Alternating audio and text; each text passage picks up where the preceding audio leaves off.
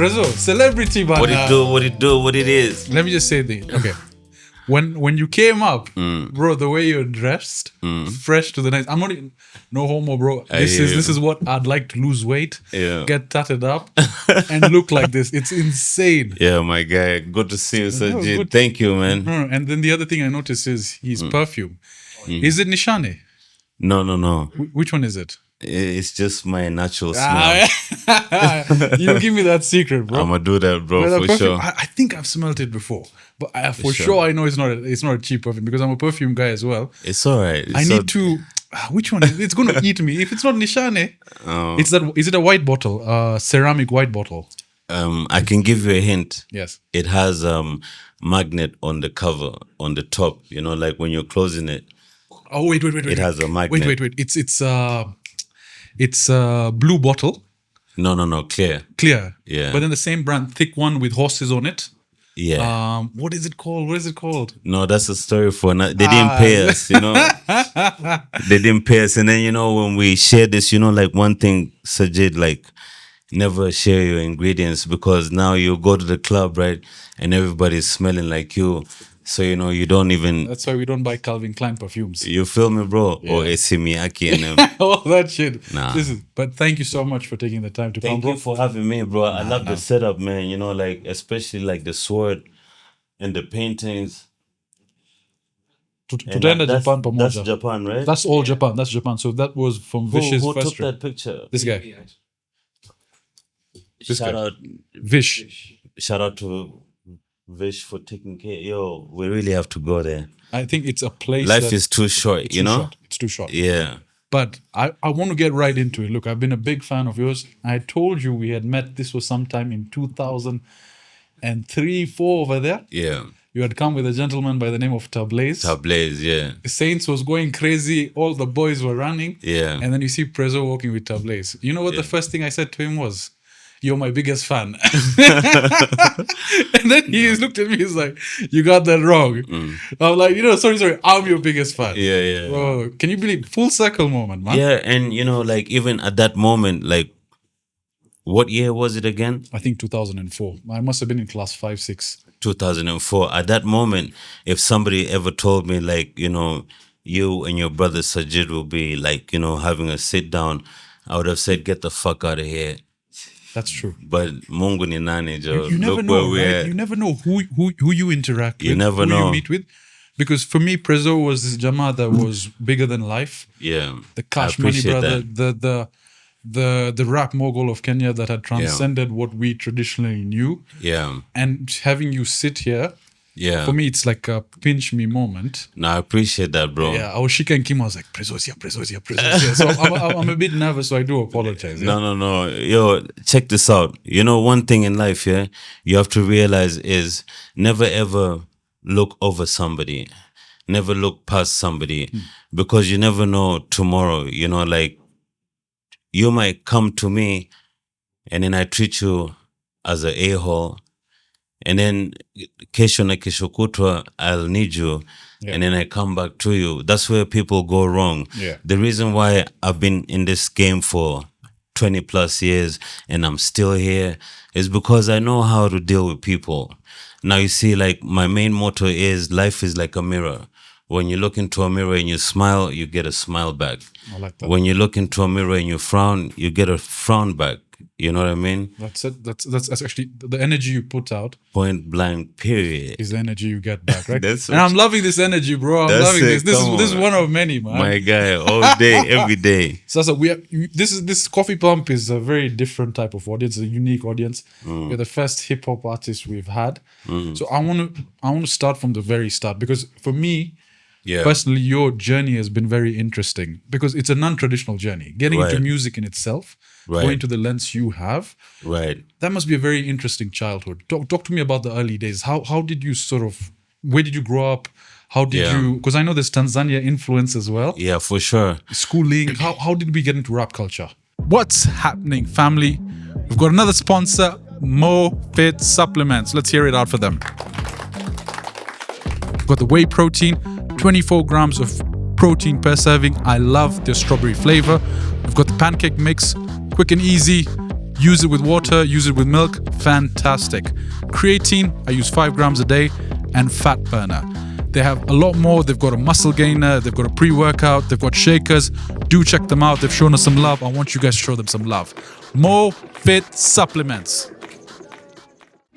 Guys, you know I love coffee a lot. I literally named my podcast the Coffee Pump Podcast. So with a caffeinated podcast, you need a caffeinated partner. And I'm happy to say that Connect Coffee has come on board as the official sponsor on the Coffee Pump Podcast.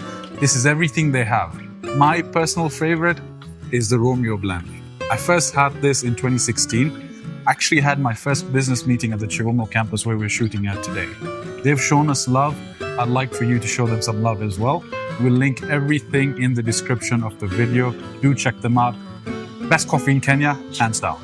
For sure. So my dad was Kikuyu, my mom is Tanzanian. Yes. My dad passed away in 1993. May he rest in peace. Yes. And then I was born in Pumwani, raised in Isli. We used to stay in Isli in a place called Muyuyu Road, Section 1. So in Isli, that's where the mats there used to bump music. Everybody used to bump. Everybody was a DJ in Isli. But I was still a youngin' though. From when I was born up until I was 10 years old, then that's when we moved from Isli and moved to Langata. Yeah.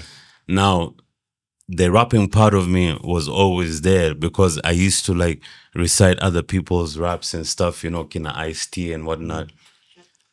Then we moved to Langata. Yeah. When I moved to Langata now, that's when I met one of my brothers who we lived with in Isli also moved to Langata.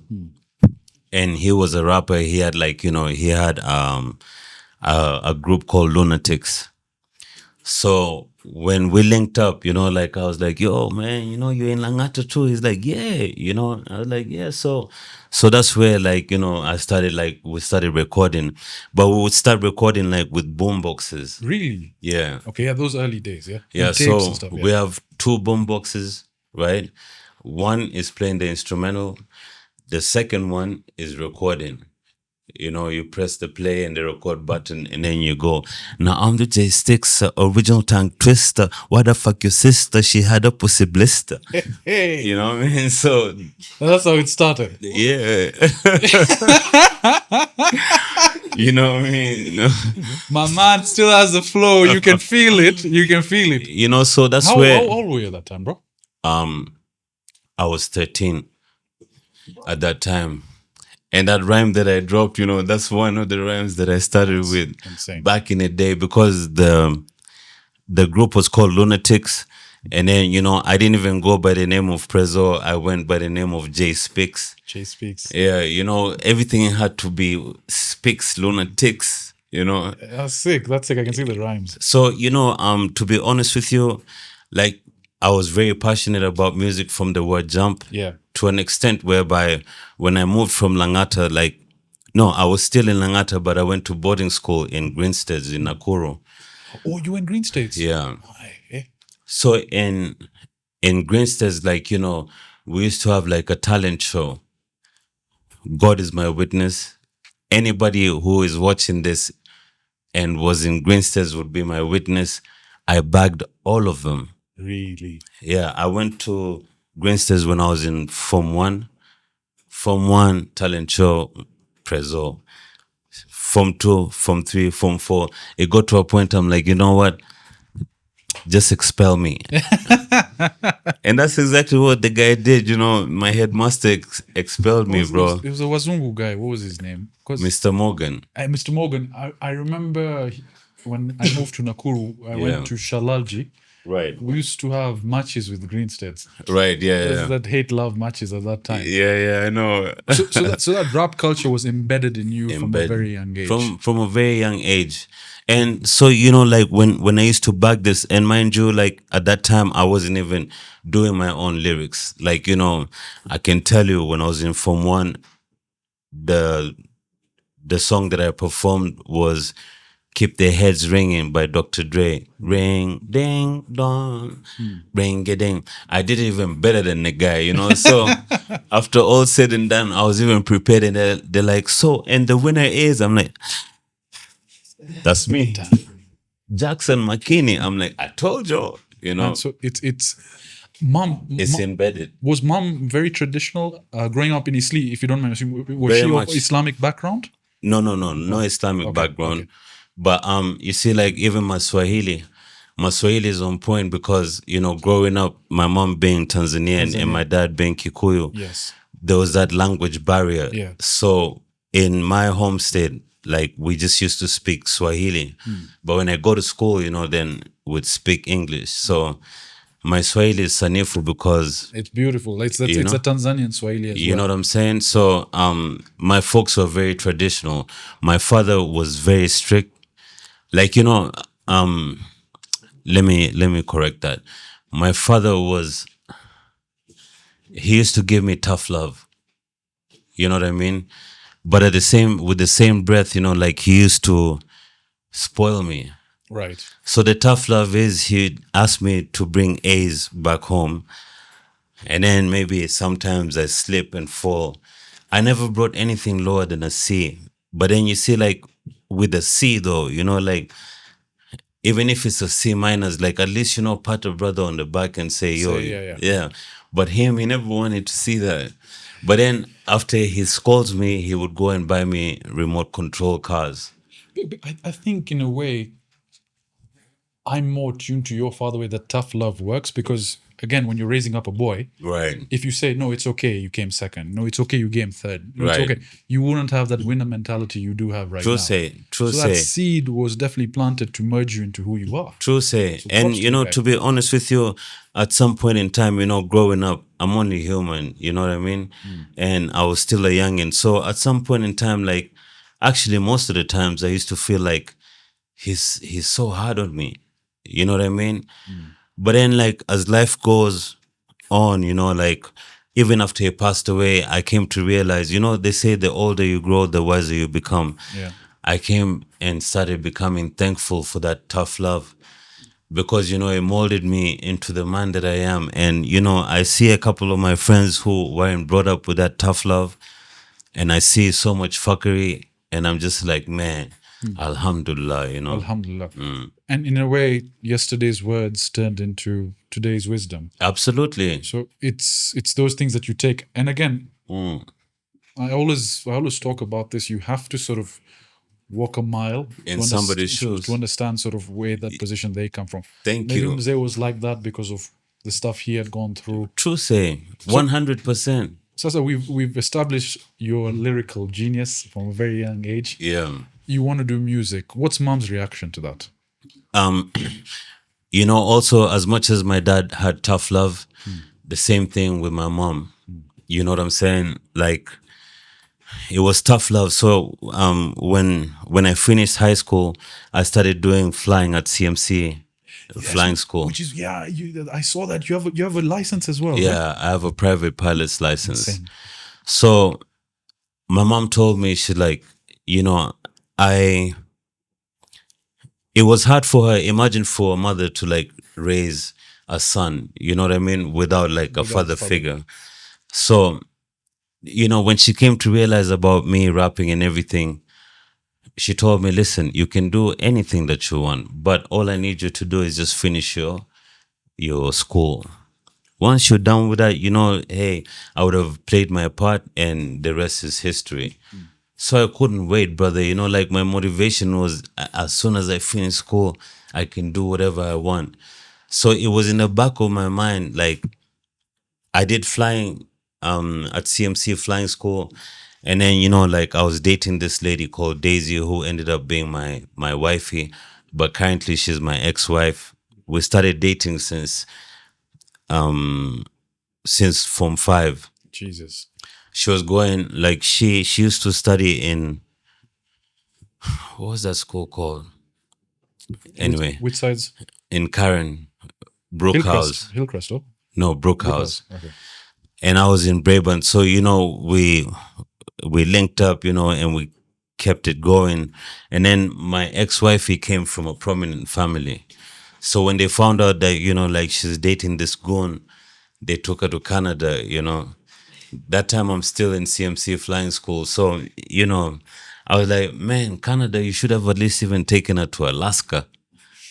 Maybe, like that would be a hurdle. But then I was like, only Canada. So I told Shorty, I'm like, look for a school for me, a flying school, and then I'll come there and carry on.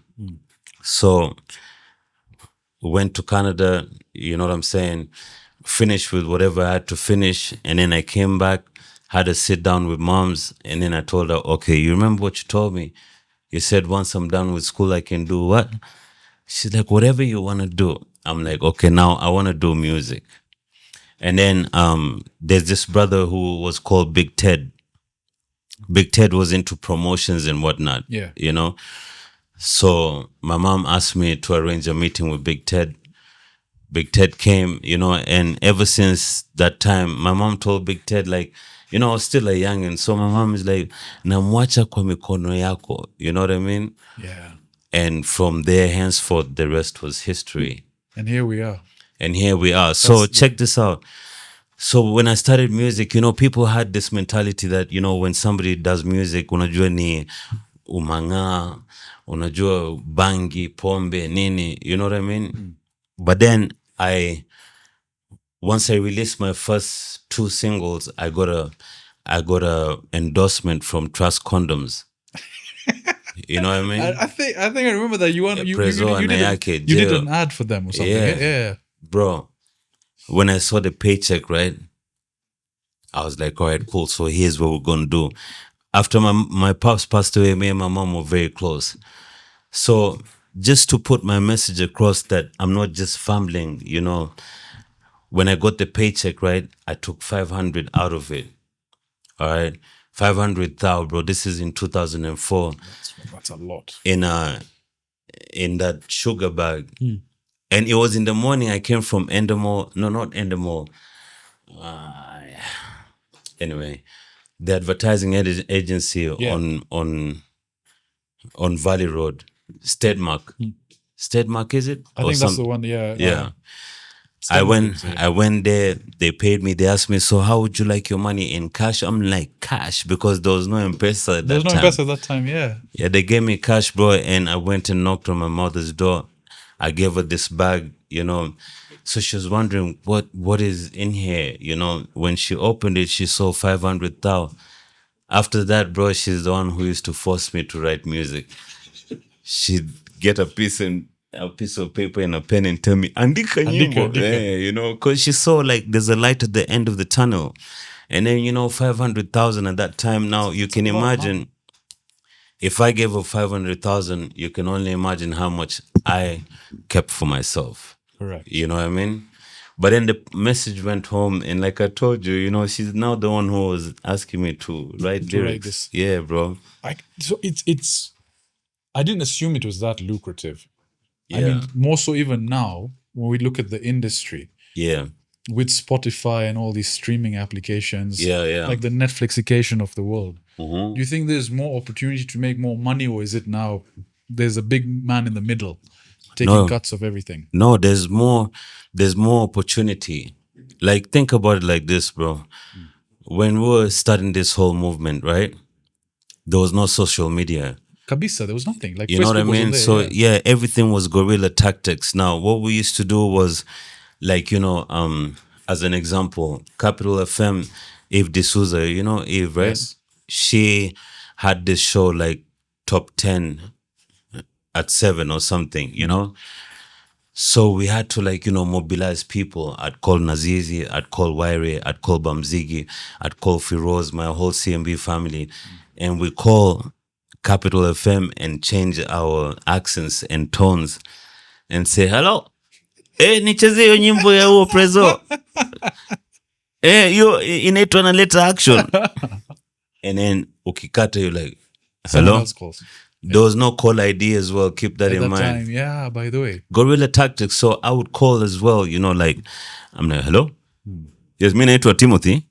Nimependa hiyo nyimbo. Anaitwa nani huyu CMB Prezzo? Huyu, guerrilla tactics. So to answer your question, like Respect the hustle. it's way easier to make it right now than back in the day.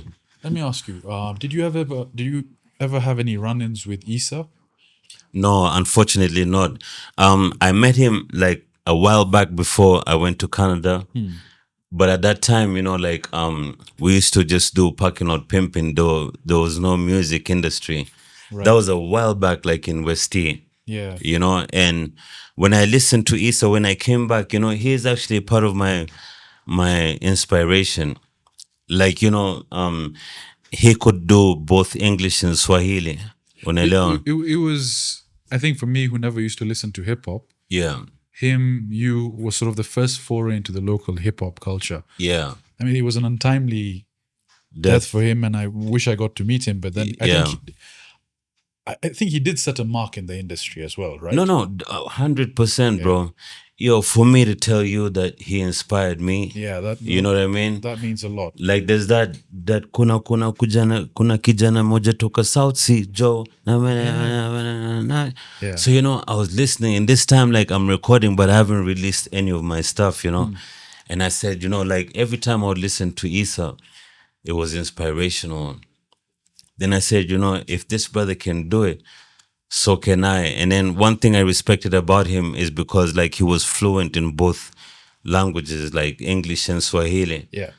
So I felt like, once he left, like, we had to fill that void. Yeah. But, and hands I appreciate down. that you respect him. Like Mad, that's real true talk. respect. Yeah. Speaking of Issa, which there's a segue I want to go into. Yeah. One of your podcasts, I saw you went to Madrasa when you were young. Yeah, bro. What prompted that? Was that experience? Was it? Madrasa's gonna be crazy sometimes. Yo, my guy, bro. So,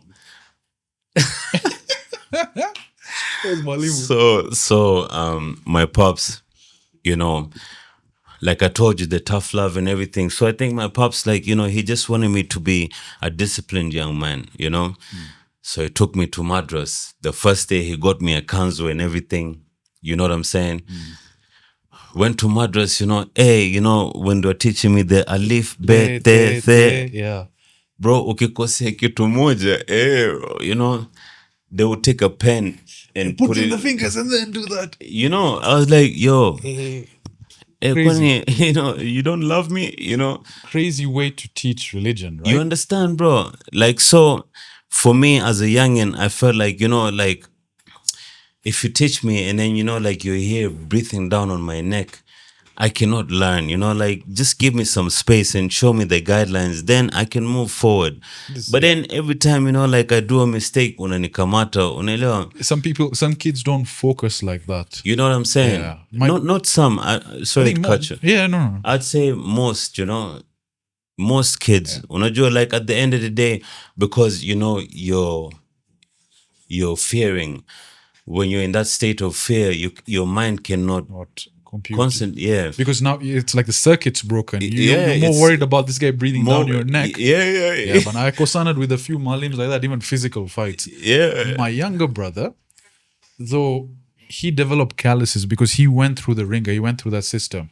Right. But then when he moved to lady teachers who are more calmer, who wouldn't hit him, right, he became a Quran Hafiz. He learned the entire Quran. You get. So it's same gospel. Yeah. Different teachers. Absolutely. And you see, like, even like with my kids, and I thank God for the Gen Zs and everything, because the Gen Zs, they did one very most important thing, and which was to break the tribalism barrier in our soil. You know what I mean? Because them Gen Zs, when they started like their movement and everything, they weren't worried about what tribe you are, where he's from, or where I'm from, like they were together as one. You see? Now, that's a good thing because, like, even my kids, for example, they're outspoken. You know what I mean? You because have three daughters, right? I have two. Two daughters, okay. Yeah. Okay. I have two. So the way our parents raised us is not the way we're going to raise our kids. Because, at the end of the day, kila saa ukinichapa, Sajid, unanichapa, even my mind cannot function. Because I know, I might even have the right answer, But you go in your shell. Yeah, because I'm like, hey, I might mention this and then nipate kichapo. Yeah. So when I went to Madrasa, the first day I tested the waters, bro, I was still young, my brother. You know what I'm saying? Must have been like what, 7, 8, 9? I was like around 6. Oh, yeah, that's actually You know what I'm class saying? 1 time. Yeah. So when I went there and then I saw the treatment there, I went the second time. And my pops used to drop me to Madras all the time. Whenever he dropped me after the second day, I used to walk in with my kanzu, the barakashe. You know the barakashe, Really, right? the whole clad, The whole 9 yards, yeah. And then as soon as he leaves, my man, I will be out of that place and go and post under a tree up until I see the rest of the kids coming out. And then I go and join them. I live better, when Mzee comes, I'm like, yeah, salam alaikum, But, I stopped it and then with the tough love and everything. So one time I told mama, I was like, Moms, me, I don't mind going to this madras thing. But then that Maalim is too much, It's too wild. Yeah, the guy is always beating me. You know what I'm saying? Like nothing can sink into my head. So when I told her that, I was telling her so she can coffee an an between me and my pops, And somehow, some way, she managed to convince. Yeah, Mom, I think we're both mama boys, yeah? Ah, come on, bro. Our Till broke this too. till this day. You can say what you want. Our moms are Brother, our cornerstone, bro. Now that we're on the whole madrasa, in Quran they say like heaven is under your mother's feet. Correct. 3 times. So there's nothing, me when I go out there, flex my mom and everything, you know what I mean? Because at the end of the day, love the people who love you, respect the people who respect you, disrespect the people who disrespect you, don't love the people who don't love you. Yeah. So you see, when the Quran says heaven is under your mother's feet 3 times, right? Man, who are we as human beings to deny that? I love that. So I have this new song. It's called Time Will Come. I did that song featuring Otile Brown. So there's a part where it goes like life is a jungle. Life will show you a lot of struggles. Life itakuonesha mambo, but through it all you gotta keep going strong. Nobody said it will be easy. Young king, stay focused, eyes on the prize. Young queen, cause this world will tryna drown you. Like king, if you focus, you gon' pull through. Amen. Nikijitumia mi kama mfano, becoming Prezzo ilikuwa ndoto. Rocking all the shows, becoming a household name. Shit. Niamini Joe, it wasn't easy, but I trusted in me. They didn't believe in me, but I had CMB. And trust me, dog, that's all I needed, G. Prayers from my moms kept me afloat, you see. After all that, the rest was history. They called me mama's boy, and they hated on me. I pulled my stunt with the chopper, and they laughed at me. Nimeruka fence, now they got respect for me. But that's how life goes. Milima na my bones. Don't ever let them put you down. My word is born. And if you ever feel down, listen to this song. Hey. You know what I'm saying? Umeona vile sakidi yake ilikwama. There's some flows over there. He lost you over there. No, but I respect that love, and again, with the Islamic principles in mind, you're very right. Which, again, I want to circle to. Yeah. You found Islam at one point. I know about the name. Yeah. And I think at the time, from what I understood, and you can correct me where I'm wrong, is you just didn't have the right teacher. Right. Yeah, true say. And right now you believe in God. You're not associating with any part of a religion. But do you think if you were to be exposed to someone who would take a completely reverse way of coaching you about Islam, would you still be open to learning about that? I would be, but I got to a point whereby, kitu moja itaniponza. The thing that's gonna be my downfall is me being brutally honest, So, I came to realize, because I've been both, I've been a Christian, I've been a Muslim, right? But then I came to realize that religion brings division. Big time. Because you see, like when I was with them Christians, I saw some other things that I'm not supposed to see. You know what I mean? Like, I'm going to break it down for you so I don't leave you hanging. Like, I would be invited by this pastors, this was like in 2008. Once I got married, I tried to transform my life. Like, I wanted to be that perfect husband. I wanted to be the perfect dad and whatnot. So I started going to church, and I went to this gentleman's church, and when I went backstage, backstage, bro, like, it was like a concert. There was Novida, there was Red Bull, and then the guy comes there, hey, Prezzo, mambo, ukwaje? Then the guy changed his shirt, nini. So I realized, oh, ini kipindi too, because the person who I saw on the podium and the person I saw backstage are two totally different things, And then also, when it comes to Islam, like most Muslims, it's very easy for you to hear that, Timothy converted into Islam. Yeah. But it's very hard for you to hear Muhammad converted into Christianity. Very right. You feel me? So it got to a point whereby,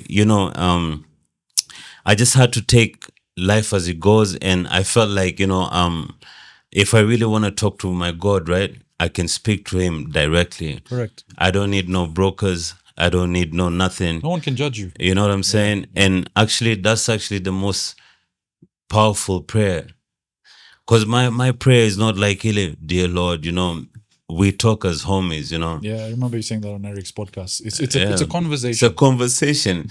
Sometimes, bro, I can even be walking and then, I'll be like, Lord, please, like, inside me, like, I'm like, Lord, please just take care of me and help this and this, bless the work of my hands wherever I'm going, have my back, so to speak, Yeah. And true to my word, like, that's more authentic, that's more organic than this other fabricated things. One thing I'll say is, again, there's, even with this Pakistan versus India thing, we were just talking about it right now. It's all religion, and it's all this versus that, and the larger scale, religion is sort of, and even culturalism and different languages, it's all to control people and divisions. Absolutely. Who are you to judge me? God is the one, right? God, and yeah. at the end of the day, it doesn't matter which religion you're part of. Absolutely, yeah. It's between you and God, right? Absolutely. And then, you know what, just to add on to what you're saying, brother, with the same breath, like, I have utmost respect more for Islam than Christianity, because you see, if you're a Christian, and let's say I come from a place called Wanjohi, it's in Nyandarua, that's where my mzee is from. Yeah. When you go to church there, they pray in Kikuyu. The whole mass is in Kikuyu, you know what I'm saying? So for somebody like me who doesn't understand, then inanipita, unaelewa. But then with Islam, it doesn't matter where you're from. If you're from Japan, if you're from Nairobi, if you're from Meru, Kisumu, America, they all pray in the same language. You know what I mean? Universal language. So that's the one thing that I have to take my hats off for, because that means you can worship anytime, any place, anywhere. True. You get me? Prezzo, I want to flip the table. Sure. You're part of what I would consider the celebrity ecosystem. You're part of the deep state with your connections in politics. Right. On the aspect of religion, I recently watched Sinners, the movie for Ryan Coogler. And again, we were discussing this with Eric every other time with Eric. The aspect of music and Satanism, and music bringing this whole aspect. Mantra. Do you believe there's a satanic culture, and do you believe it exists in Kenya? Of course. Really? Yeah, where there's light, there's darkness. You know what I mean? Like, these things are there, like, firsthand. But it just depends. Like, you see, it depends on you as an individual. When you trust and believe in the dark side, then it's gonna haunt you. You know what I'm saying? When you trust and believe on the brighter side, on the light side, then but definitely, and that's what people actually call in Swahili uchawi. So have people tried to integrate you into that circle? Yeah. And there are people, to be totally honest with you, right? There are people who have gone to see the witch doctors, and the witch doctors give them, they hear whatever you want from them. Sorry. Sorry about that, bro. Sorry about, ladies and gentlemen. It's not going to happen again. Sorry. Pole, I'm man. kidding. It's Eric Mutiso, man. He was excited. So I'm kidding. So, yeah. I've seen people going for those rituals and whatnot, and their main goal is to become rich. Okay. But then when they give you whatever medicine or whatever they give you, right? It comes kuja na masharti. There's something over there. Yeah, it comes. Either they can tell you, okay, cool, I've heard whatever you're saying. I'm gonna give you all that money that you want, but then you're not allowed to sleep with any woman, or you're not allowed to take a sip of a drink like alcohol. Inakuja na masharti yani. You know what I'm saying? And once you go against those mashartis, something happens. Then, bro, you see other people out there like losing it because they went against what they were asked not to do. The weird thing is, even West Africans, my brother, mostly yes. in Tanzania, the same thing. Tanzanians, like, I see so many people believing like in the dark forces. I'm like, hey, where we headed, like. But do you believe in the jinn and the spirits that exist, the dark forces that people could I don't believe in them, and I rebuke them. You know what I'm saying? You don't even pay attention to them. Nah, not at all. Because you see, then that makes us one of them. Then, But then once you rebuke it and everything, then, God is going to bless you. What people need to understand is that in life, Rome wasn't built in one day. True. You always have to pray, work hard, and trust in the process. That's it, So what I'm seeing now more as obviously in pop culture, in music, in the movies, sinners as a reference as well. Right. Is before they were very subtle about Satanism. Right. As I think just based on the research I've done. Right. What I realize is it's a religion. Right. So the way in Islam or in Christianity, if you do a good deed, it's a good deed to buy you into a heaven. Exactly. Yeah. Within Satanism, they've got their own doctrine that will get you closer. Yeah. To Absolutely. he who must not be named. Yeah. Now, the way they do that is to coerce you into coming into the religion or doing something for sin. Of course. So, for example, this is a poison apple. Yeah. I tell you, Prezzo, this is a poison apple. If you eat it, you will die. Yeah. If you take that and I've told you it's poison and you eat it and you die. Yeah. You see, the thing is, I coerce you into doing that. That's a sin on me. Yeah. So the way satanic culture works is I have to make it as an apple phone. Yeah. I have to disguise it as this technology with this. So you buy it of your own accord. Yeah. I've told you it's this, What but I've shielded it over the pretense of Hollywood and music. Absolutely. And you're absorbing it. Yeah. And so what I'm starting to see is in movies, Maze. Yeah. Like even in Sinners, that's what it was pointing towards. Trust. You better believe. And at the end of the day, when you'll find like a family in Kibera, right? The family like is a homestead of like say 6 people. So the mom, the dad, and then the rest are toys. Yes. They're living in a slum, be it Kibera, be it Madare, wherever. Just think of any slum. And then every Sunday they go to worship. This guy can barely, like minimum wages, okay? But then, like the pastors and everything, they convince you and tell you, they call it fungu la kumi. Yeah. Toa ndugu, toa dada, ulicho nacho. Poor guy, man. He can barely feed his family. He's giving the money. And then you're giving the next man who's selling you false promises, and the next man is going to go into his mansion. You're going to go back in your shack. And it surprised me how. So I'm not sure if it happens in Islam. I'm not sure if there are any sort of churches / mosques that do it to the scale. Like in Kenya, even in America, there are these congregations that rally around certain pastors and make them donate millions and millions of dollars. Right. And it's a business, bro. It's a business, bro. To be honest with you, my brother, if kama ningekuwa siogopi Mungu, I would have started my own church, homie. and me, like And I'll be the one behind you over there collecting. I'm telling you, bro, we'll even make up a story about you. Studio. Like, Converted, tell Sajid them, alikuwa Muislamu, he found the Lord. Huyu alikuwa ni hivi. Sajid kuja, shika, take Shika. them. Yes. Mimi naitwa Sajid. Kwa kweli, Welcome. Pastor Prezzo. Come on, bro. And then we'll give him the basket for the offering. No, by the way, Kim plays music at church on Sunday. So tuko tayari. We've got the whole thing, bro. Yeah. Subscription-based church model. Yeah. I want to. You mentioned you mentioned about the Gen Z movement, Yeah. politics. I'm surprised how well integrated you are into the political structures, and you know a lot. Yeah. I want your opinion on President Ruto. Yeah. What do you think? I just feel like, at the end of the day, and I stand to be corrected. At the end of the day, most Kenyans are feeling like a used condom. You know what I mean?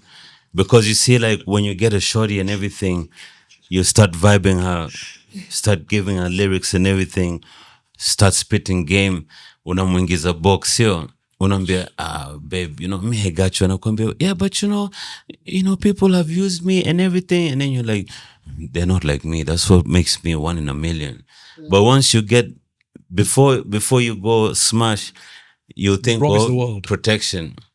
Then you get the protection in it. So once you busted a nut and everything, all those things that you promised this lady are out the window. Of course. And then the condom, right, is also not needed anymore. You know what I mean? So that's how Kenyans are feeling, because they were given so many empty promises. Mama mboga, but and everybody was sold, like, because they were enticed and they were convinced that this is for the better of us as a nation. But then, once people get sworn in and everything, they come and become different people. You think power changes people? Of course, bro. If you let it, it will. And then also, like, I vied for Kasarani MP Yes. last time. Yes. So when I went there, like, in my campaigns and whatnot, I realized that everybody knew that whoever comes to campaign here, they'll be like, we tuko na wewe. We're with you. Yeah, mpaka mwisho. Sasa, because, you have to break bread, sure. And then you come right after me and they'll be like, no, Sajid, we're with you. Mpaka mwisho, you break bread. But then the reason why they do that is because they know that once Sajid gets into the office, he's not going to come back here again. We're not going to see him probably in the next 5 years, up until when he's campaigning again. So, like, for me, my intentions were very good. Like, I'm an open book. Like, I really want to make change. I feel like I have to leave a legacy behind, But then now the people have been swindled so many times that now they just take whatever they can. They'll take from you, they'll take from him, they'll take from me, they'll take. Get it now, because the promise of later is it's a false promise. 100%. Now, within Nairobi specifically, and what's going on with Sakaja and team. Yeah.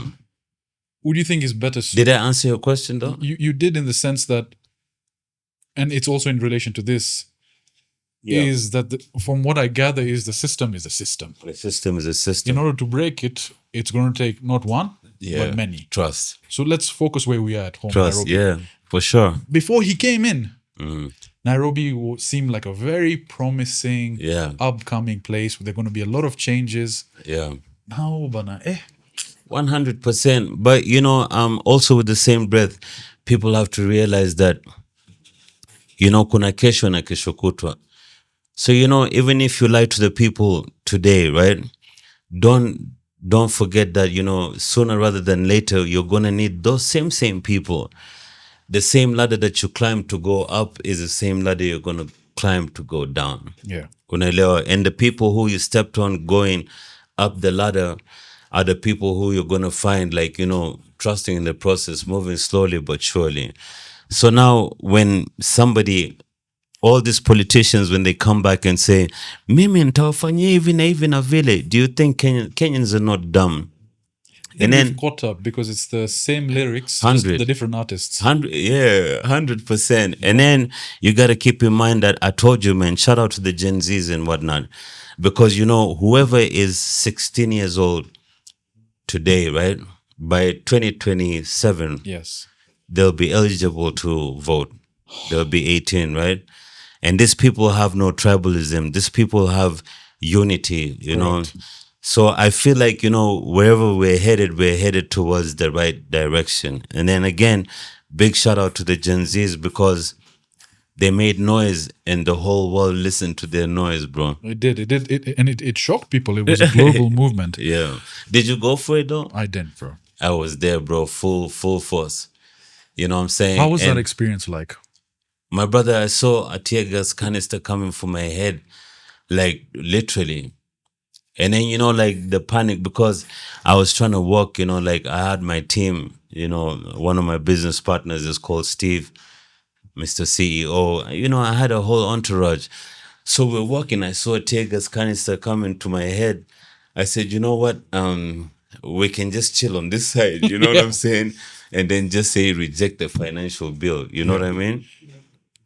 But we were there though, full force, And again, it's something that you have to respect because it's come to the point where the frustration is clearly stemmed through. Yeah. People are unemployed, people are broke, people are frustrated. Yeah. And before you couldn't complain, but now it's sort of come out, right? And now it's sort of not just middle class was there, upper class was there. Yeah. The lower class was there. Yeah, in support of this movement. So let me ask you, next elections, what's Prezzo's ideal presidency? What's the structure? Who are you thinking would you feel comfortable having? Honestly, I think I'll be comfortable of having myself as the president. You know what I mean? Tell me more about that. Tell me more about the political ambitions. I think at the end of the day, I have an office like on Dennis Pitt Road. And, my office is a studio. I have my office space. It's a creative hub, okay? And I just want to kick it with like the younger generation as much as I can. And then, we just have a conversation. There are those people who are serious. You know what I mean? As much as they're young, but they're serious about the well-being of this nation. Yeah. I'm not talking about Kasmuel, by the way. Hey, well, let me understand that. Yeah, I'm coming to that, bro, I searched Kasmuel. I didn't realize during the Gen Z movement, was it him who was running? There was a video of him. That was him. Yeah, bro. At first, I thought it was Usain Bolt, And then kidogo, I thought it was Bobby Schmurder. But I had this conversation with my brother Eric though. Yes, I remember. And one thing I can tell you for free is that I ain't no hater. Like that's why I keep prospering. That's why I'm aging like fine wine because I call a spade a spade. You know what I mean? You don't keep it inside. Nah, I don't call it a big spoon. So Eric asked me a question, and me and my innocent self, I answered the question. Do you know it was posted on some gossip columns? All them Gen Zs, man, they pounded on me. They're like, we mzee unaambia nini wewe Kasmuel? I was like, kumbe jamani, Jesus was Gen Z. And then, Mungu ni nani, bro. I went to my home in Naivasha, I chilled. So, I was seeing everything. I was being updated that, our jamaa wamejam nini because of Kasmuel nini. And, they told me, I got receipts. But then, I was at peace because I knew whatever I said wasn't coming out of malice. I was just trying to call a spade, let the people know, oya, msipewe kipindi, unaelewa. And then, 2 days later, the guy shot himself in the foot. Back on the same gossip columns, yeah, I had people apologizing. They're like, Prezzo, we're sorry. Honestly, find it in your heart to forgive us. Kumbe, this guy is a Judas Iscariot. I'm like, hey, bro. I sparked my joint and I was just going through the comments. Actually, I had somebody reading the comments for me. I'm like, so this one is saying, Patrick and Jerry is saying, he's so sorry. I'm like, You're just You feel me? Because, at the end of the day, we cannot live in denial. I can lie to you. I can lie to my brother right there, but I cannot lie to myself. You Eventually see, it comes out in this day and age eventually, now I just thank God because mine didn't take too long. You know, like when I was in my shags, right? They informing me about the feedback and whatnot. I never panic, bro. You know, like I'm a cool, calm, collected person. You know, because I thought to myself, I'm like, if it was coming out of malice, then that's a different situation. But if I was speaking the truth, then it's gonna set me free. So God was like, don't worry, my son. I already know what you went through in Madrasa. I got you. well. I got you. 2 days later, he shot himself in the foot, bro. They were the same people who abused me are the same people who came back and started apologizing to me. I'm like, I gave him the wink and the gun. I'm like, You know, recently I had the video I sent you with Kibe, yeah? yeah, I saw that. That's a good work as well. Shout out to Kibe, man. Kibe is good people's, man. He's good. He's a solid guy. And obviously, people take him as controversial. Yes, controversial takes. But one thing that he told me that stood out was the current regime is full of people who want more because they come from shags. Right. There's that scarcity mentality. Right. Versus if you look at the Gen Z movement, and a lot of the people that want to be involved are people who don't have that scarcity mentality. Right. And so if we put them in a position of power, the chances of us breaking the Right. proverbial infrastructure is Right. quite high because they want to do things for the betterment Right. of our society rather than let me fill our pockets first. Yeah. Let's take care of our boys. Yeah. Let's keep quiet. Absolutely. The tender government, basically. Absolutely. And you know, that is where, like, you know, like that is where as a nation we come to appreciate the likes of, you know, the late president Mwai Kibaki. Oh yeah. He did a lot for this country. You know, people just brainstorm through things, but then, you know, when you do your research, you're gonna see 1 + 1 is 2 and it's not 11. So someone like Mwai Kibaki, you know, like he really helped with the economy, the infrastructure of this beautiful nation. That's a solid one, you know. Also, Uhuru Kenyatta, the same thing. Bro, you see, the thing is, that's another criticism I have of us as Kenyans, is we're incredibly forgetful.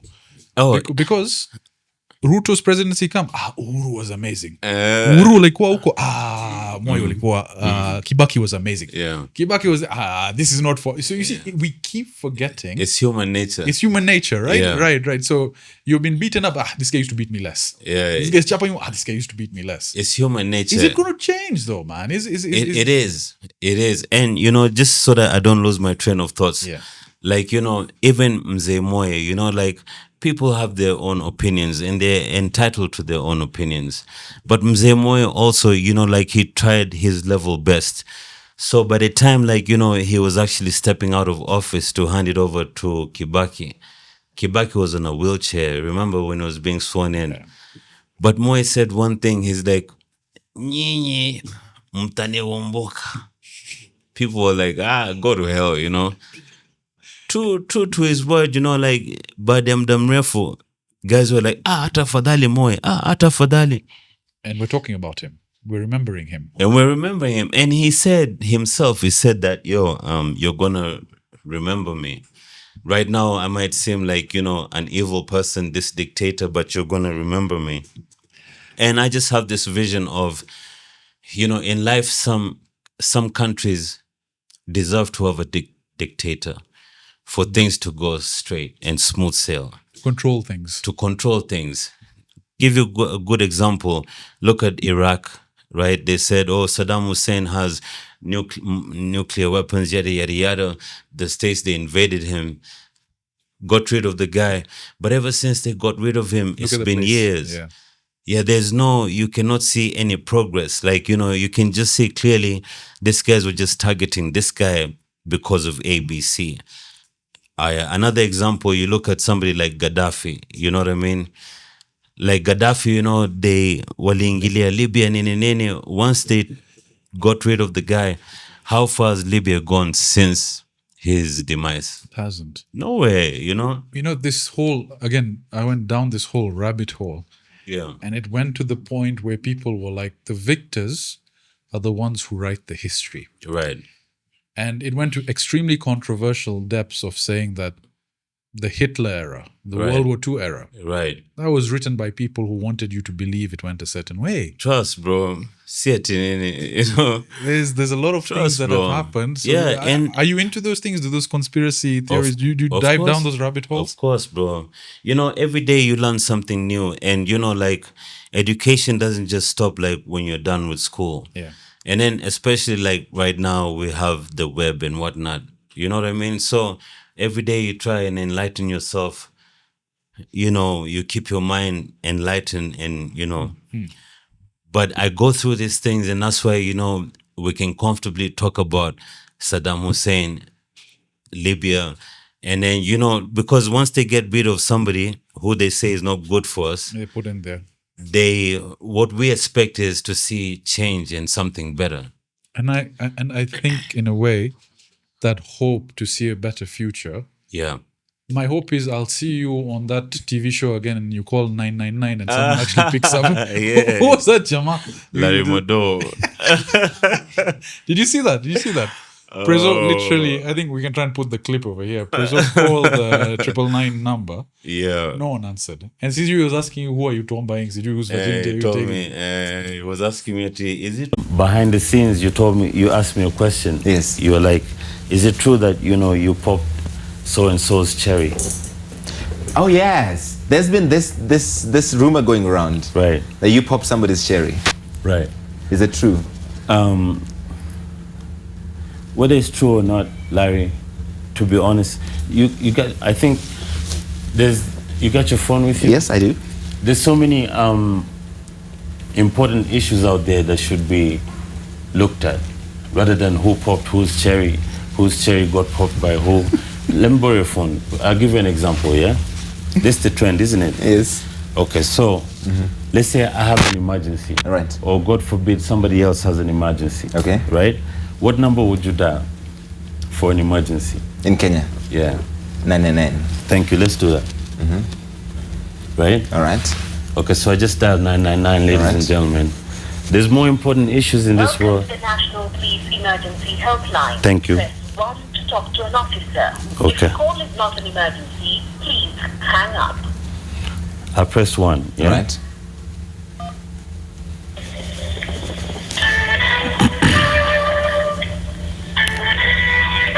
What you're doing right now is illegal. It's not. You're tying up police resources, and I'm just- somebody might have an emergency. No, I ain't. Maybe we have an emergency right now. Do we? It's just an example. Like, this is an issue that, you know, people have to look at. Okay. It's an emergency, mind you, you know? What is the emergency? No, I'm saying, like, for example. Yes. If we had an emergency. Correct. Okay. God forbid. All right. Oh, this is what happens when you call 999 in Kenya. So these are the important issues that need to be looked at. Right. Not who popped whose cherry got popped by who, or isn't Prezzo too old for this? This is serious issues, man. This is So very, you're not saying that you did or did not. this is very, very serious, Larry. Okay, wait, it hung up. There you go. Would you like us to try it again? True, you broke so-and-so's cherry. So I'm thinking to myself, I'm like, man, you know, I came to your platform. You got a good platform and everything. You know, why don't we, like, give the viewers something tangible. constructive? Yeah, constructive. You know what correct. I'm saying? Rather than, you know, who I slept with, bro, is none of your business. Who you sleep with is none of my... Actually, I should have even returned the question. How about you, you know? Who did you defile, Who you know? did you do? But then instead of that, I said, I thought about it, and then I wanted to grab my phone. I said, nah, if I grab my phone, Yeah. it might seem like, you know, it's You been set it planned up, and yeah. everything. I told the guy, I'm like, can you give me your phone? And the guy, he gladly gave me his phone. Little remember did he that. know it was I a remember ticking that, yeah. time bomb, bro. So I said, this is a trend, right? I called 999. And it rang. He's like, what you're doing is illegal. I'm like, no, not really. And then, you know, because, you know, I understand, like, as a journalist, you know, as a media personality, you have to play your role. You know what I mean? Hakuna hata siku moja, bro, you've ever turned on the TV, and then you had that, Prez was with Sajid, they were having a good time. It's always so and so was bombed, this and this was, it's always negative All energy. negative energy. So, for you to give me a platform and then you start throwing like questions that are not constructive, you ask bullshit questions, you're gonna get bullshit answers. Yeah, exactly. But then, hey, guess what? Sorry. On that note, ever since then, that number works, bro. And to be honest with you, like, I never lie. I used to call them just to find out, for a whole week straight. Like, hello? Hey, mambo? Mpaka, I think when you call the emergency number, it shows the call ID. So they had my number saved. They'd be like, hey, Prezzo, kila mtu yuko sawa, nakusalimia nini? I rusha for them something. It took you highlighting that one and only on a place where people watch, rather than talking about who you're banging. Yeah. Let's talk about the real issues, the real bullshit. And it impacts changes. Issues that matter. And the best part is, like, to be honest with you, I also took advantage of that situation because it was live transmission. Had it been recorded, how they chop and cut and yeah. I did an interview with Betty Kialo a while back, and the way they edited that interview, man, I'm the one who was looking like an asshole. Really? But it's because of their edit, you know what I mean? Cut it up a certain way. But when you look at it from A to Z, I had to look at it twice myself just to confirm that you actually said that. Yeah. Did I do something wrong? But man, at the end of the day, it is what it is. So I called these people for a whole week, bro. And I respect that you I followed up. You followed up, bro. It got to a point where I was like, now it's too much. Sure, man. Yeah. Maybe we should try it and we should call it. Oh, we could. I wanted your advice. Yeah. You're a father. You right. have 2 beautiful daughters. You've been through marriage. Is that establishment of marriage and having kids, if you were to go back, would you do it again? I think the only thing that I would not do, the only thing I would do differently is doing a wedding, Remember you said you spent a lot of money and feeding a lot. Yeah. For one day, and then, when your relation, number one, I said no to, I didn't open a committee, bro. My mother told me, you have so many friends, why don't you call your friends to come through for you? I was like, nah. When I met this lady, they weren't there. So that's the only one thing that I would change, because I could simply go to the AG's office, get my credentials done and whatnot. I pick you as a witness, and she picks. Keep it small. Yeah, that's the only thing that I would do different. Do you know, in windy culture, it's even worse because we do it. Again, we don't do the creating a WhatsApp group. Everything is self-funded between the 2 families. Right. And they have multiple events. Yeah. They have like 5, 6, 7 events. Yeah. And you end up spending millions per day, depending on the family. Yeah. And then some people even start off on debt. Yeah. So maybe to see what you're saying is you would still go down the route of having kids, getting married, having that aspect. Do you believe all men should pursue that? I think, every man for themselves, bro. When somebody, because, I had a prominent friend of mine, and she came from a prominent family. And she told me, her husband got her from Italy and took her to the AG's office. So, and the husband was a multi-millionaire, Had I have been wise enough, I would have listened to what she was saying. But instead, I was like, nah, we're going to have the horse and carriage. And, I'm Prez. But then, in reality, like when my marriage was in turmoil, right? The people who were invited, none of them even tried to intervene. None of them even tried to say, yo, Prez, are you okay? None of them would call my ex-wife and say, you guys should try work this. You know what I mean? Yeah. So I said, in reality, like, I made people drunk. I fed them. I did everything. For what reason? You know, Those I should closest have to bought you a are Range Rover instead. Kim, would you get married? Do you want to get? You already married like thrice now, isn't you? Yeah, thrice is crazy. Yeah. You want someone nice with 2-3 kids? Anza na umbwa na paka tafadhali. Take care of them first. Let them paka kwanza, si ndio? Yeah. Sasa kaka, Yeah. I know we're tight on time and you need to rush, but Yeah. just as we wind things down, what's the Yeah. future look like for you, man? I want to see you definitely in politics. I want to see you more involved. For sure, definitely. You know, number one, I registered my own political party. It's Tell me more called about that. Yeah, it's called Chama Mabadiliko Busara. Okay. Chama Mabadiliko Busara. Can you say the initials? C. Mbuliko M. P. There you go. Cindy took over, you know. Chama Mabadiliko Busara. Now, you know, I normally have sessions at my office with these youngins and everything. Some are from the university, some are from here and there. And I believe, like, you know, together, together, we're going to achieve more. But tell me more now about the party. You catch up with these young guys, you're guiding them. Yeah. Long-term plan, what is it within the political party? Long-term plan is just to spread the gospel. And the gospel is, you know, like we're sick and tired of choosing leaders who, once they get what they want, you know, they leave us spending.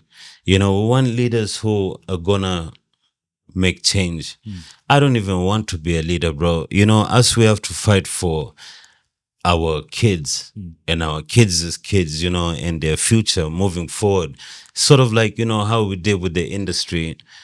When we came into the industry, like there was no industry, but, you know, we had to fight for everything. And now, you know, the industry is actually feeding the artists. Like the artists are driving big cars, you know, shout out to Calligraph, you saw his mansion, you know, but, you know, that's where I take pride from, because we started this whole movement. Yeah. And when we started this movement, you know, like, brother, my first paycheck was like 40 racks a month. I mean, a gig, sorry. You know what I mean? The ones who were on the other side were getting even lower. But then we opened up the doors and left them open. So the same thing with like politics, you know, we want people to come out and people to vote, people who can vote for change, people who can vote for, like, you know, a better Kenya. You know what I mean? So just keep in mind, whoever is 16 today is going to be eligible to vote by 2027. So the only way we can do that is by spreading the gospel. So, you know, word of mouth like spreads like wildfire. And so, you know, through God's grace, I believe like we're on the right track and everything's going to be crisp. Kaka, do you believe like with this doctrine of the unrotates where, yes, getting into political landscape is very important for us in order to change the way the country is doing. But with this whole machismo bullshit where get money, fuck bitches, get as much as money as you can. If you found a game to play, fuck everything else. Yeah. A lot of kids, a lot of young men are sort of following that footprint. Are you for that? I mean, because you see, the thing is, you've also been through the ringer. You've seen insane amounts of money. You've been exposed to women chasing you. You've had that.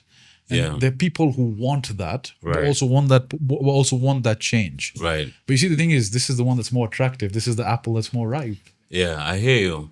But you see, the thing is, like, right now, I feel like, you know, us growing up, if we had social media, we'd be 10 steps ahead. Oh, 100%. You know what I mean? So I believe there are people out there who, like, you know, again, a good example is them Gen Zs, you know? Yes. When they spoke about whatever they have to speak about, they were heard. You know what I mean? So we just have to take it one step at a time. And then also, I'd like to ask you to use your platform as well to just encourage people. You know what I mean? Like, you know, not all the podcasts that you have necessarily have to have a guest, you know. You could have, you know, like, you got a good head on your shoulders. You could have, like, say, a 10-minute segment, just talk. Segment, yeah. You just talk, like, it could be about personal experiences. It could be, but, you know, one thing you have to realize is your your segments will never fall into deaf ears. Even though they don't show you, like if they don't like, I can put posts on my Instagram and then people just peruse through, but I know they've seen it, so my message has gone what? Across. So I'll be honest with you, bro. I never really took political stances because I felt, what the fuck is my vote going to change? Yeah. It's still going to be the same shit, different day. Yeah. Now that's where you're wrong. And being exposed in this podcast culture, I see how Ikonini, Mike Check, E042, they have you guys on, and how they influence how people actually think. That's true. And so you have to be very careful with what you say when you have a position. That's true. When you have that, yeah, absolutely. Because, you might think like, oh, nobody's listening, but trust you me, people are listening, people are watching, So even in your segments, for example, like, do like a 10 or even 5 minute, like just hit bullet points. And just talk about that stuff. Yeah, and I've been in situations, my brother, whereby I'd go for an interview, right? And then, we engage and everything. I'm speaking on the microphone. I'm in a studio. When I leave the studio, people call me and say, they're like, Prez, I want to thank you because I was listening to your interview on this and this radio, and you said A, B, C, D, E, F, G. That's exactly what I really needed, So, for me, actually, take that into account, bro. Yeah, it moved me because I was like, man, people actually do listen. You know what I'm saying? And through every dark night, there's a bright day after that. So, less worries, you know? My guy, you are a lyrical genius, both in the studio, off the studio. I'm a wordsmith. Before we close, Yeah. I think I found the perfume. I'm not going to tell them. I'm going to tell you. Kwa sababu wiki tu imenisumbua. Nitakuonesha, bro. I just don't want to say it. No. It's this brand. There you go. Yeah. That's it right there. Your boy is no perfume, man. It's that one, yeah? This is it, actually. It's that one. Sorry, guys. Bigger. This is mine and Prezzo's secret. Because I was like, man, I've smelled like this before. And you're actually right. They do have a blue bottle as well. Yeah. But mine is a clear one. So ilikuwa nisumbua because I've worn that perfume, and it's a perfume where you put 2 sprays. That's it. You're Gucci. It's right. Yeah. Maybe when we do a Patreon exclusive video, we'll do me and your perfume collection review. Let's do that, bro. Hey, we fire, bro. Bro, me, I got bare collection, bro. Like... Tuta review, tutaletea. We walk through it. Yeah. Undercover. My brother, I appreciate you taking the time to come. No, come on. Let's carry on for another 2 minutes. Oh, you okay? I mean, please, bro. I was just being respectful to your time. Okay, so I mean, yes, we're gonna definitely. No, salute for that, bro. My scent, man. My scent. But there's a few I will send you on the perfume aspect. You're a big perfume guy, right? Absolutely, bro. I'll send you some that I have that are incredibly, incredibly rare. My guy literally will take 6 months to source them. Yeah. Oh, but there's been 1 or 2 I spent. Yeah. They smell like shit. Yeah. Like, what the fuck is this? Yeah. There's literally a mama that got out of the car. She's like, I can't stand this leather smell. Yeah. But we'll exchange notes. Yeah. Also, like there's that Gucci Oud. Yes, I heard it's actually very strong. Gucci Oud, bro. Like that's a woman magnet. Maybe the perfumes you can give for the guys watching. What are perfumes that you know for sure will get the attention of the opposite sex? Gucci Oud. Gucci Oud. Yeah. Aside from that one, is there any other? The one that you just showed me. But this one we can't tell them. Should I tell them, Mama? Everyone in B Club, all these clubs, alchemists will start smelling like this. That's it. We just leave it at Gucci Oud, we bro. just Gucci Oud. Yeah. Maybe the ones I'll give them. And also, sorry to cut you. Bro. Like also the oud smell, is like the tobacco smell as well. Yeah. You know what I'm saying? There's one perfume I used to use from back in the day. Like it was called Sheikh. Okay. SH, like Sheikh. Sheikh, yeah. SHEIK. Yeah. Right? Bro, that one also, It would kill, it sticks on you like for a while, for a couple of days. I think guidance I can give for people is don't put oud fragrances when you're going to the office. because they can be very strong. Yeah. What you want to do is you want to put them now in a summer's day, Yeah. or if you're going in a clubbing environment, Yeah. where the heat is going off you. Yeah. But this one, how many compliments have you got on it? A couple, bro. You know, one thing is, my brother, you gotta know is that every move is calculated. You know what I'm saying? Like every move is calculated. And then, you know, bro, like not to sound like a broken record, but I just want the viewers out there to know that it doesn't matter whether you wake up and you have 0 bob in your pocket. As long as you wake up, man, you know, you have your vision, you have your hearing aid, Yeah. you're healthy. Say alhamdulillah. Alhamdulillah. Because, you know, in Swahili they say, mtembea bure sio sawa na mkaa bure. So, you know, mkaa bure amekaa tu, unaelewa, na yuko bure. Lakini mtembea bure anaweza kutembea apate mtu hata aliangusha mkate pahali. So hawezi kulala njaa. That's true. Lakini if you're stagnant, you're just there, you're probably just praying, oh Lord, open up my doors. You know, it's not going to happen, truth be told. You know, the other day I went to see a friend of mine. She works at the pediatrician's clinic. Right. There's some kids that you see that will not make it to their next birthday. I hear you, bro. And then here, I'm here not going to the gym. I have 2 functioning legs. I have hands that work. 100. I can taste food. Yeah. The kids that can't taste food, bro, They can't, bro. it messes you up so much that if you're in a 100. position where, fuck mentally, physically you're okay. Yeah. I think physically, if you have that ability Yeah. where you're okay, you're normal, Yeah. and you don't make things change for you. Yeah. I think just take a walk down to any hospital, go to the ICU, go to the pediatricians, go and see kids that will not live till the next birthday, and then let's complain about your problems. Brother, fuck you. You know why? You took the words off my mouth, bro. You know, that was my next punchline. I was going to use the same segments that you said, like, you know, go into these words. And then, you know, you look at life from a different perspective. Yeah. You know what I mean? And with me, the same thing, brother. You know, like every day is a learning curve. So, you know, sometimes as a human being, they say heavy is the head that carries the crown, right? So sometimes, like, you know, I have to take care of my mom. I have to take care of this. I have to take care of that. But then, you know, when I drive past like Kenyatta and I see the lights there, I'm like, you know, in that building, there are people who are fighting for their last breath, you know? So who am I not to be grateful to God for the gift of life, you know? And then, you know, also you have like your family, they're also healthy. Kwa hiyo, unajua kama hauna ganji, as long as you're in good health, right? You'll go out there and you'll provide by every means, you know? But then let's say, for example, you wake up and you're not feeling well. You know, you cannot give it your 100% all because, you know, now you're not feeling well, unajua, and then you have a family to take care of. You have workers to take, you have so much, you know? So for me, honestly, life is about ups and downs. Sometimes I can even have 0. You feel me? Sometimes I can have 1 million.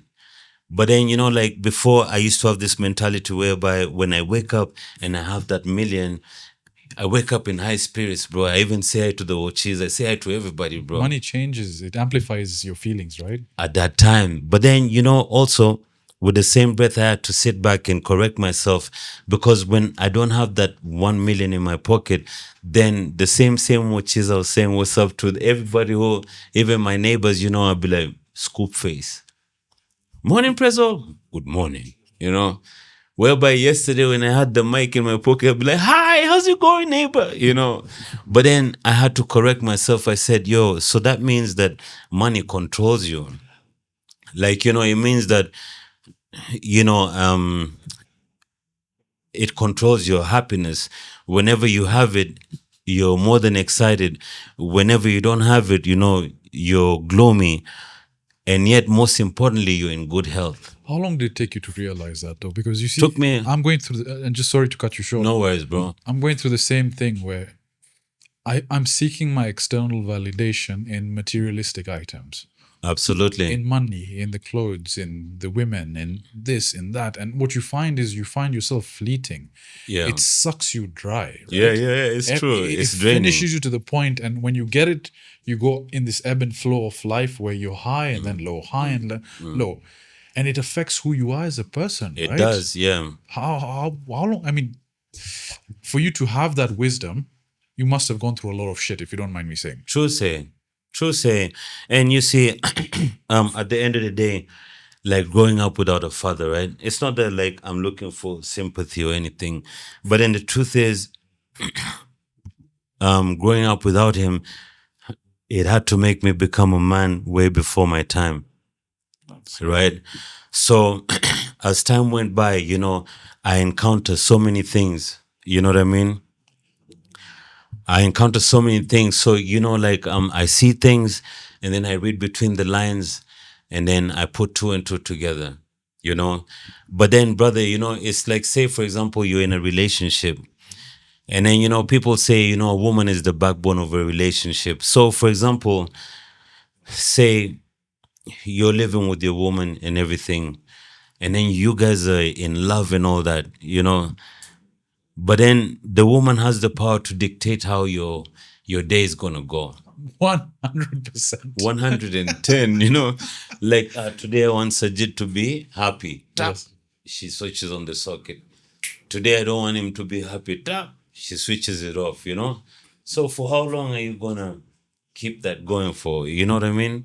Yeah. Kwa hiyo, at the end of the day, you know, like the lessons are in our eyes to see. And I'll give you a good example. Like when I pray, right? When I talk to the man upstairs, that big brother thing, you know, I was caught between a hard stone and a brick wall. And, you know, when Big Brother called me to go for that show, I never applied for it. But then I remembered, like, you know, in my prayers, because I was stuck between a brick wall and a hard stone, I would talk to God and tell him, yo, just navigate for me from here, you know, show me the direction. So, you know, God is not going to tap you and tell you that direction you're asking me about is this, you know. But then, you know, The signs will come. they'll come. And kama zikikupita pia zitakupita. So, you know, I asked myself, I said, I never applied for this thing. But then I asked God to show me a direction. So this must be the direction that he wants me to go. And that's how I ended up in Big Brother, you know. But then before that, I was skeptical. But I realized that, you know, when I asked God for a sign to show me the way, that's when this endemol people, ask yourself, bro, how they got my number. I have no connections. I never applied, you know. I even thought it was Kina Shafi and them. Remember, they used to have this pranking calls and stuff. Yes. I'm like, yeah. Not today. I hung up. They call me the second time. They call me the third time. And the third time, they're like, Prezzo, please don't hang up. And then that's when I started listening to them. But you see, it was a blessing in disguise because through that, I got to open up so many doors. I was first runners up on it. I got to meet Jay-Z. I got to become the one campaign ambassador. Yeah. You know what I'm saying? So without that, like, had I not have taken that opportunity, or had I not have seen that this is what I was asking God for, then ingenipita, unajua. But then when I saw it and I realized it, I knew I'm there for a reason. When I went for Big Brother, bro, I was confident as fuck. Like nobody could have told me nothing. You know what I mean? And then my countrymen were the first ones to like try put me down. I remember on Twitter and stuff, there was a lot of negativity, except towards the end. 99.9. Yeah. They're like, I swear upon my mom, I give this guy 1 week. I'm like, why would you want to put your mother in that situation? You know, he's going to live in a week. Nothing. 2 weeks. Nothing. 3 weeks. 4, 5, 6, 7, up until the very last stretch. And tulibaki wawili, mimi na ule South Africa. But then you see, that was a sign that God showed me, because had I not have seen those blessings, then I wouldn't have gone for it. Then I wouldn't have achieved whatever I achieved, you know. So always, you know, we trust in the process. No, we trust in the process. We trust in God. Absolutely. Whatever your variation of that is. And it's again, you saying that also, it means a lot. You know, Absolutely. It shows, because in your pivotal position, you have clearly goals and ambitions. Right. But you've put your mother and God in your cornerstone. Absolutely. So if you have those two in your back, you're who's going to Gucci. stop you? Yeah, absolutely, bro. You know, even when I talked to Eric, I told him about this one time when I got popped in the head. Yeah, I heard that too. The That was only insane, thing, man. the only thing that kept me going, my brother, is actually, to be totally honest with you, was my mom's prayers. How can you be shot like, you know, somebody's on the passenger seat and then somebody turns like this and then The fires gun up? pops off. How, you know? And then, you know, Shot people, in the head, eh? yeah, it's somewhere here. Yeah, I can You know see. what I'm saying? And then people ask me, was it a warning shot? I'm like, how is How it is a it a warning, warning shot? shot? Yeah, you know, when it's this close, Just you know? 1 inch lower, Just 1 inch, even bro. half an inch. Yeah. So my thing spread out. When I went to Nairobi Hospital, they stitched me like twice, inside and outside. And the doctor, thanks to that doctor, I can't remember his name, but he realized that this young man, you know, he's a celebrity. I'm not going to do a shitty job on him. Other than that, I would have had a crazy scar, you know? You were with Blaze at that time in the car. I eh? was with Blaze, exactly. I was with Blaze, bro, yeah. Small world, isn't it? Do you guys still keep in touch? Yeah, absolutely. Actually, we're gonna meet tomorrow. We have a video called Checking Overall. Amazing. It's coming out very soon. Blaze has been, you know, my younger brother since back in the day. But on that note, you know, like even when we were with Blaze, like when they were roughing us up, I covered Blaze. I was like, I'd rather they hit me because they were gun batting us. You understand? I covered Blaze, you know, so they would just gun butt me. You know what I mean? And then eventually now the guy turned and then fired. I know you mentioned you have an inclination of who did that. Yeah, I do. I do, bro. We see through things, you know. But I thank God because it goes to show that God is not done with us yet. The craziest part about this story, bro, I've never told this to anybody else. So when they bashed our car from the back, from behind, I came out, I told Blaze, I'm like, chill, I'm coming. So I came out, I told the guy, I'm like, yo, didn't you see me? Like, you know, I actually even moved to the side, but you still came in and hit me. And mind you, it was Tablaze's car. He had a Pajero at that time. So the guy comes out, he says, yeah, Nimona. So finally, the guns pulled up. You know, they were strapped and everything. When they pulled up, they bomb rushed us in the car. So there's a lady who was coming. There's a B&B around that area. There's a lady who was coming. I think she just finished, you know, her shughuli is there. So she's like, guy, kwani hamjui huyo ni Prezzo? They were like, hata wewe kuja. They put her in the car, you know. So she was talk about being at the wrong place at the wrong time. You know, the poor lady had nothing to do with She was just caught. Yeah. My brother, I had a phone called a Virtue. I bought that for like 5K USD. I had a golden Rolex, you know, like jewelry. I told them niggas, I'm like, yo, take everything, bro. I even told them, I'm like, listen, just have mercy on me because I have a daughter and my wife is pregnant, you know, like, at least let me see my kids. You know, I really tried to control that situation, bro.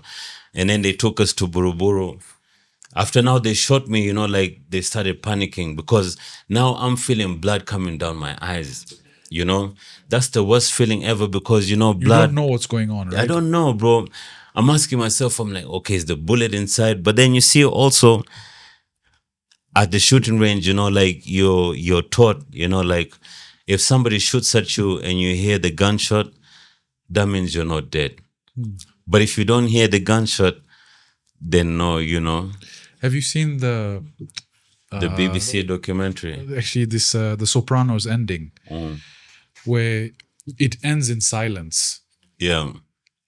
because it goes by a quote that, you know, when you get shot, Yeah. you don't even hear it. You don't hear it. in the head, right? Yeah, It just anybody- and the series it doesn't say whether he shot. Yeah. But it just shows his face, the door opening, black screen. The ones who understand will understand. And you see, like even to the viewers out there, you know, like it could happen to anybody, but once, and that's actually what kept me going, you know, because I had the power, you know.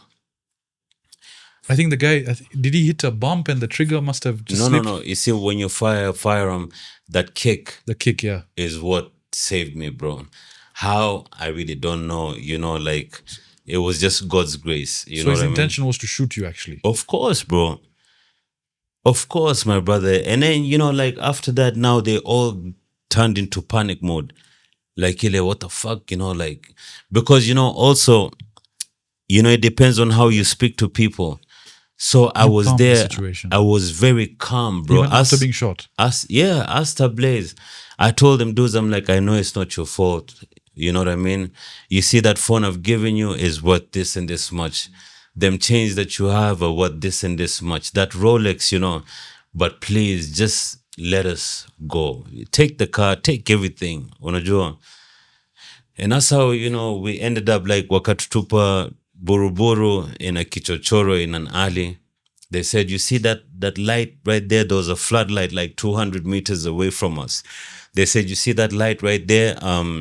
We're going to leave your car there, but don't try and follow us. So I'm looking at Blaze like, did the nigga just say, don't try and follow? Follow you for what, bro? Are you loco? Are you nuts, cousin? So, Bro. It's crazy. It's like a movie, We should either write a book or we do a movie. I think we're gonna do a movie, bro. And on a serious note, though, I swear. We're working on. We don't want to say right now. We're working on something. Maybe Prezzo does the score, the soundtrack at the back. For sure, like what we can do, we can even link up. Like you guys can come to my neck of the woods. Yeah, bro, would love to. And then, we sit down and then we brainstorm because I believe everything happens for a reason. Now, even us meeting, and shout out to the people behind the scenes who don't get the props they deserve. Scott. Yeah. Through God's grace, that's how we're here. We're breathing the same air and having a conversation. And I'll let you know about that project, inshallah, bro. Let it come to close to worries. fruition. Yeah, inshallah, bro. And for me, one thing you gotta know, you got my full support, 110%. And also shout out to Eric. Eric, man. Every other time with Eric, I have to come for another session. For sure. And then we're gonna do it, man. And this time we're not gonna talk about the Gen Z Jesus. Bro, aliniingilia jo. Do you know what the Gen Z Jesus is? Ajui. Nisa, we won't even put his picture. We won't give attention. No, not at all. But bro, I appreciate you taking the time. Thank you, my guy. We'll have to do. This is one of many. We'll have to do a lot more. Thank you, bro. Yo, anytime, any day. I'll see you. And vice versa. In case of anything, I'll always feel free to holler at you. I appreciate it, bro. I'll see you. Guys, thank you so much for tuning in. Hold up. So make sure you subscribe. Make sure you like. And make sure you share, tell a friend to tell a friend. You feel me? Like it's just good vibes in here. Cash like Money we always Brothers. do about this time. See? CoffeePump and Cash Money. That's it. That's what's up, man. All day. Cheers. Thanks, guys. We'll catch you in the next episode.